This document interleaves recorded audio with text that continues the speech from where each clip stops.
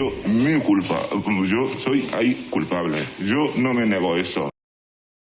Hola a todos y bienvenidos a un nuevo video. Soy Diana y hoy les traigo el caso de Maguette Mbougar. De antemano pedirles disculpas si estoy pronunciando mal su apellido, también si más adelante lo hago con el apellido de su esposo, pero tomé la pronunciación que encontré que más se repetía en las entrevistas a uno de sus familiares. En todo caso, quiero hablarles de esta joven mujer africana que emigró a España, una mujer fuerte que quería superarse, que quería sacar adelante a sus dos hijas, quienes desafortunadamente fueron testigos de cómo ella se convertía en el 2018 en la víctima número 37 de violencia contra las mujeres en España. Antes de empezar con los detalles, quiero invitarlos a suscribirse a este canal si este contenido es de su interés y también a que me dejen de manera respetuosa sus comentarios, sus pensamientos acerca de este caso. Bienvenidos. Este caso sucedió el 25 de septiembre del 2018 y nos lleva a Bilbao, España. Allí vivía Maguette Mbougar, una joven de 25 años, nacida en África, concretamente en Senegal, de quien se sabe muy poco. Se sabe que su educación básica la tuvo en Dakar y también que quería estudiar en España. Ella quería salir adelante, ganar un poco de dinero para llevar a su madre a vivir con ella a España, pero tenía la limitación del idioma, puesto que ella hablaba francés y para poder estudiar en España primero tenía que aprender los idiomas que se hablan en Bilbao. También se sabe que vivía con su esposo Bara Ndiaye, que para el 2018 tenía 39 años. Se casaron en el 2013 después de un corto noviazgo de solo 45 días y ya casados tuvieron dos hijas. La primera de ellas nació en el 2014 y la segunda en 2017. Niñas que Maguette amaba totalmente, que cuidaba muy bien y por cosas que veremos un poquito más adelante, se sabe que ella hacía y según dijo su hermano, haría cualquier cosa por sus hijas, cosa que al parecer su esposo no hacía. Antes de ir al día de los hechos, vamos a retroceder un poquito al 2017. Aquí debemos saber de que Maguette a este punto había pasado por muchas cosas, desde separarse de su esposo en Senegal cuando él primero emigró a España, porque él emigró y ella tuvo que quedarse allí. Luego ella se movió de Senegal a España y tuvo que dejar a su madre para reunirse con Bara. Y a este punto pasaban pues muchas cosas en su vida, cosas que por un lado fueron las que la llevaron a ser fuerte y a tomar una decisión, y por otro lado, cosas que la llevaron hasta el día de los hechos, el 25 de septiembre del 2018. Ese día, cerca del mediodía, una vecina del matrimonio ve a las dos hijas de la pareja en el rellano del edificio en el que vivían. Todo en principio no le llamó la atención a la mujer, pues le pareció algo hasta cierto punto normal que dos niñas estén jugando en el rellano. Pensó que sus padres, que los conocían porque eran sus vecinos, estaban pues por allí cerca vigilándolas, mirándolas, aunque después de un rato se dio cuenta de que las niñas seguían solas y que además que estaban peleando. Por esto se acerca a ellas para ver qué les sucedía y ve que se estaban peleando por un trozo de pan. Para que no peleen, las lleva a su casa, les da pan del que ella tenía allá en su casa y es cuando les pregunta por su madre. La mayor de las niñas, que solo tenía 4 años en ese momento, le dice que su madre está en casa, que estaba cansada y que estaba tomando una siesta, que estaba durmiendo. Esta vecina se lleva a las niñas a su apartamento, o sea, al apartamento de las niñas, y llama a la puerta, pero nadie le contesta. Espera allí unos minutos y nadie se asomaba a abrir la puerta. Por eso le pide a la mayor de las niñas que entre al apartamento porque la puerta estaba entreabierta. Pero la niña le dice que ella no quiere entrar a la casa, y enseguida la mujer se da cuenta de que las luces de la casa estaban apagadas, de que todo se veía como si estuviera oscuro, que las persianas estaban bajadas, que estaban cerradas, y esto le hace tener a ella un mal presentimiento, porque estamos hablando de que era prácticamente, bueno, más o menos mediodía y que pues las luces y las persianas estén bajadas, pues como que no era algo muy normal. Aún así ella siguió llamando a la puerta para ver si alguien salía y se da cuenta de que en el suelo había algo que parecía ser un bulto tapado con una sábana, y por eso en vez de entrar a la casa decide llamar al 112, que es el número de la policía en España. A eso de la 1:30 más o menos llega la policía y encuentran a Maguette en un colchón en el suelo del salón de su casa. Ella estaba con los ojos abiertos, pero rápido se dieron cuenta de que estaba sin vida y que tenía una herida grande que iba desde una oreja hasta la otra y que esta herida estaba prácticamente en el cuello, seccionándolo en su totalidad. Además se dan cuenta de que tenía un sinnúmero de heridas. Eran tantas las heridas que ni tan solo pudieron contarlas en ese momento.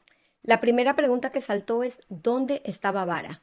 Él no estaba en la casa y poco después se tuvo el dato de que había un expediente de denuncia por violencia de género y como estaba en paradero desconocido, se convirtió automáticamente en el principal sospechoso y se comenzó una búsqueda para dar con él, así como también para encontrar el arma homicida. A Vara lo localizan entre 5 y 6 horas después, a eso de las 7 de la tarde, en casa de un amigo, donde se había ido a esconder, y cuando supo que iba a ser detenido, trató de escapar saltando por la ventana de una casa. Sin embargo, los policías logran detenerlo, pero no lo pudieron llevar a prisión para poder interrogarlo en ese momento, sino que lo llevaron a un hospital porque en su intento de huir, él se lastimó y además tenía una herida en el cuello. Como les dije antes, Maguette para el 2017 había pasado ya por muchas cosas y de hecho estaba también sufriendo abusos. Estos abusos eran por parte de su esposo, cosa que muy pocos sabían, pero quien sí sabía y estaba al tanto de algunas cosas era su hermano que vivía en París. Él había viajado 3 veces a España para tratar de convencerla de dejar a Vara e irse con él a París, porque sabía que en el hogar había agresiones, que ella tenía miedo, que temía por su vida, y aunque él le insistía que se fuese con él, ella no quiso. Ella le decía que si lo hacía, ella quería llevarse a sus niñas, que ella no las iba a dejar porque sabía que su esposo no las cuidaba bien y también sabía que su esposo no le firmaría el permiso para sacarlas del país. Irse sin sus hijas para ella no era una opción. Lo que sí hizo Maguette fue presentar una denuncia por malos tratos ante la Policía Municipal de Bilbao contra su marido y pedir una orden de alejamiento, orden que no le dieron porque cuando denunció dijo que se quería ir de la vivienda familiar. Entonces las autoridades, quien le tomó la denuncia, pensaron que ella no necesitaba una orden de protección porque ella ya no estaría con él, no estaría en la casa familiar y más bien la ayudaron enviándola a un lugar de acogida para víctimas de violencia doméstica o víctimas de violencia de género, donde vivió durante unas pocas semanas con las niñas hasta que desafortunadamente decidió volver con su esposo. Esta denuncia fue la primera de 2 que ella hizo. Esta llegó a juicio el 12 de enero del 2018, pero Vara fue absuelto porque el juez consideraba que no habían pruebas suficientes que demostraran el maltrato. A partir de aquí no supieron nada de ella hasta mayo del 2018, cuando ella regresó y dijo que se quería divorciar porque el maltrato físico no había parado y además de que su esposo la estaba amenazando con llevarse a las niñas a Senegal para que no las volviese a ver. Aparte de este incidente, hubo otro que sucedió cuando ya la relación estaba, como aquel que dice, en el punto de quiebre total. Fue en agosto del 2018, solo unas pocas semanas antes del día de los hechos. Ella ya estaba realmente decidida a separarse. De hecho, el 20 de septiembre del 2018, o sea, 4 días antes de su muerte, a Maguette le habían entregado el certificado de matrimonio que necesitaba para iniciar los trámites de divorcio. Ella lo había solicitado y lo había obtenido ese día 20 de septiembre. Pero vamos a las investigaciones donde los vecinos dieron sus testimonios, dijeron que esta pareja parecía una pareja normal, que se llevaba bien, que él era un hombre alto porque él medía 1,90 m, que era un hombre simpático, servicial, amable, que siempre tenía una sonrisa en la boca y que ella era una chica que caía bien, guapa, alta, discreta, pero al mismo tiempo era una chica de carácter retraído. Su hermano también la describió como una chica tímida, discreta, encerrada en sí misma y que le ocultaba algunas cosas a su familia, pero con él tenía un poco más de confianza. Algunos vecinos que aunque los conocían solo de hola y adiós declararon que nunca se escucharon ruidos que viniesen de ese apartamento, pero que el lunes 24 de septiembre, más o menos a eso de las 5:30 de la mañana, sí se escucharon ruidos muy fuertes que venían del apartamento de la pareja, pero que después de un rato estos ruidos pues no se volvieron a escuchar. Es decir, que estamos hablando de que estos ruidos se escucharon más o menos unas 30 horas antes de que encontraran sin vida a Maguette, cosa que lo confirmó los resultados de la autopsia, que decían que el crimen se había cometido entre las 28 y 36 horas antes de que se encontrara el cuerpo de Maguette. Por este reporte también se conoció que ella tenía 83 cortes en diferentes partes de su cuerpo. Estos cortes se habían realizado con diferentes cuchillos, 25 de estas heridas fueron hechas en la zona del cuello y el último corte era el que iba de oreja a oreja, que fue el que le quitó la vida. El forense, que fue uno de los que declaró en el juicio, dijo que Maguette habría tardado en perder la vida entre 1 y 2 minutos después de que le hicieran ese último corte en el cuello que antes le mencioné. Es decir, la autopsia describió un acto totalmente brutal, además de inhumano. Ahora bien, recordemos que Vara estaba arrestado. En principio se mostró colaborador con la policía, declaró que había tenido un problema con su esposa y dijo que él era culpable. Reconoció que era él quien había cometido el crimen. Sin embargo, cuando lo volvieron a interrogar en la estación de policía, ya no quiso dar declaraciones, no dio más información a los oficiales. Su comportamiento fue totalmente frío y ausente. Se dijo que en ningún momento preguntó por sus hijas y que solo estaba preocupado por saber qué pasaría con él. Y para esto tuvo que esperar bastante, tuvo que esperar un poco más de 3 años, que es cuando llega el día del juicio, que se lleva a cabo el 15 de noviembre del 2021, es decir, hace menos de 2 meses, y que dicho sea de paso, la versión de los hechos, las evidencias, la autopsia, los testimonios son realmente tristes. Las escenas descritas en este juicio fueron terribles. Allí Vara dijo que Maguette no se quería separar de él y que las acusaciones en las que ella decía que él la maltrataba, que la controlaba, no eran ciertas, que ellos tenían buenos ratos, malos ratos, como todas las parejas, pero que hasta allí, que él nunca pensó que él sería capaz de quitarle la vida a su propia esposa, porque como les dije, él se declaró culpable. Yo soy ahí culpable. Yo no me nego eso. Dijo que no había nadie más en la habitación con él, pero sorprendentemente dijo que actuó en defensa propia. Se sentó encima mío. Explicando que fue Maguette quien le atacó primero. Cuando ella entra, ¿usted ve que ella llevase algún tipo de cuchillo? Sí. ¿Cómo era el cuchillo? Uno con un mango negro. Que ella había realizado el primer ataque, que él se había defendido y para probar lo que él decía, usó la herida que tenía en el cuello cuando fue arrestado y llevado al hospital como prueba para reforzar su declaración. Pero el forense le desmontó todo esto diciendo que esta herida, según los estudios que él había hecho, no era la herida de un ataque, sino que era una herida, simplemente una rosadura superficial. También declaró que él estaba en la sala de su casa con sus 2 hijas cuando Maguette entró a atacarlo con un cuchillo grande por una discusión que habían tenido el día anterior por el tema del divorcio y todo esto, pero que él de todas maneras no podía entender cómo era él quien la había atacado tantas veces y que no podía describir la pelea ni cómo le había quitado la vida a su esposa, porque a él le costaba mucho contarlo y que solo quería pasar página. Por favor, no quiero hablar de la muerte de mi mujer. Es que no puedo contestar esto. Algo que sí explicó fue que después de quitarle la vida o de asesinar a su esposa, él fue a la cocina, puso en una bolsa todos los cuchillos que habían en la casa, ya que él no quería volver a verlos. Luego cubrió con una manta a Maguette, con esta manta o esta sábana gris, cerró las persianas, la puerta de la sala, no la puerta principal del apartamento, sino que al parecer había una puerta que separaba el salón del resto del apartamento, y antes de irse dejó a las niñas durmiendo en una habitación.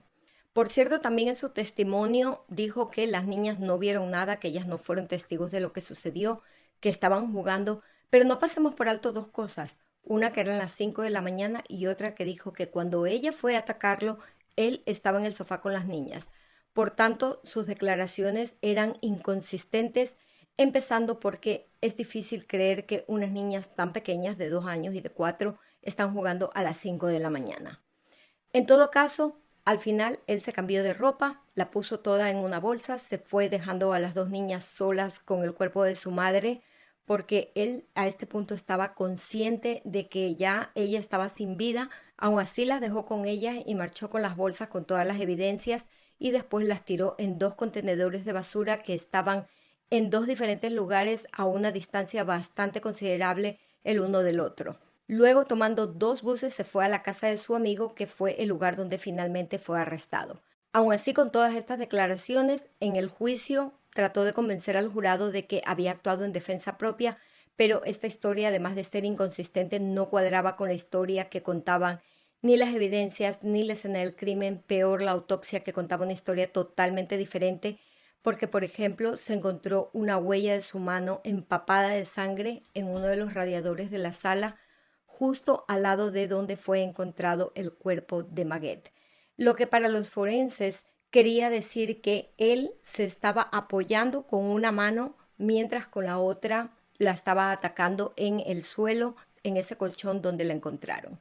Otra cosa, como les dije, fue que él trató de hacerle creer al jurado que sus hijas no habían visto nada porque estaban en otra habitación, pero cuando la educadora social que se hizo cargo de las niñas dio su testimonio, dijo que las dos niñas estaban pasando por un estrés postraumático severo, tenían problemas para dormir, pesadillas, tristeza por haber presenciado no solo ese episodio, sino algunos otros episodios de violencia en ese apartamento. Dijo que las dos niñas lloraban, que ellas llamaban a su madre y que la mayor, que tenía 4 años cuando todo esto pasó, explicaba lo que había visto diciendo que su madre estaba llena de tomate y que había que llevarla al médico para que le pusieran tiritas o banditas y que en varias ocasiones había hecho el gesto que muchas veces hacemos o se hace indicando que se está haciendo un corte de cuello. Los informes psicológicos de las niñas también dieron como resultado que ambas presentaban ausencias en las que sus cerebros se desconectaban, sobre todo en el caso de la pequeña. A ella la diagnosticaron con tristeza extrema y mutismo. A pesar de que la niña pues recién empezaba a hablar, tenía solamente 2 años, ella ya decía algunas palabras, ya se expresaba de alguna manera, pero ella dejó de hablar por un tiempo, aunque ahora con la terapia que le han dado o que le dieron durante unos 8 meses recobró el habla. Con respecto a la sentencia, pasó todo el juicio, todas estas declaraciones. Por un lado, se pedían 25 años de cárcel por el asesinato, 8 años por el abandono de las menores, 8 años por los daños mentales que les produjo a las niñas y 3 años por el maltrato que ejerció en Maguette mientras aún estaba viva. La defensa de él solo pedía 8 años de cárcel porque alegaban que fue en defensa propia y además pedían una oportunidad para su defendido. Pero den una oportunidad a esas pruebas que vamos a ver. Al defender que lo ocurrido fue un homicidio en legítima defensa. Antes de la deliberación, el juez le dio una oportunidad de ejercer su derecho a la palabra, con la que él aprovechó para pedir perdón a todo el mundo, a su mujer fallecida, a su familia, a sus hijas, a la propia sala y hasta el jurado, pero asimismo pidió que no le tomen en cuenta su frase «quiero pasar página». Dijo que esto no era realmente lo que él quiso decir, que simplemente fue algo que dijo en el momento como un impulso. Pero al final, el veredicto del juicio se dio el 23 de noviembre del 2021 y Barak, que enfrentaba una pena de 44 años, fue declarado culpable por unanimidad de asesinar a su esposa, abandonar a las menores causándoles daños psicológicos y además por el maltrato que sufrió Maguette mientras aún estaba con vida. Todos estos cargos sumaron una condena de 37 años de cárcel sin la más mínima posibilidad de un indulto ni la aplicación de medidas beneficiosas mientras él cumple su condena, es decir, que él tiene que cumplir esta condena en su totalidad. Maguette fue llevada a descansar a su natal Senegal y la custodia de sus hijas se la dieron a su hermano Amadou, por lo que las niñas viven ahora con él en París y ellas reconocen a él como su papá, a su esposa como su tía y a su tía, a la hermana menor de su madre, la reconocen como mamá. Y aquí cabe destacar que Amadou, el hermano de Maguette, le informó a la prensa que finalmente en el juicio, a pesar de que Barak se negó en principio a hablar de qué era lo que había pasado, él no quería hablar de todo esto, al final confesó que le quitó la vida a su esposa porque sabía que se iban a divorciar y que él no quería que ella rehiciera su vida y tampoco quería que ella progrese. También debemos saber que Amadou tiene la custodia de las niñas, pero está en trámites para adoptarlas y espera que le concedan esta adopción lo más rápido posible para tenerlas en casa en París sin temor a que saquen a las niñas de su hogar.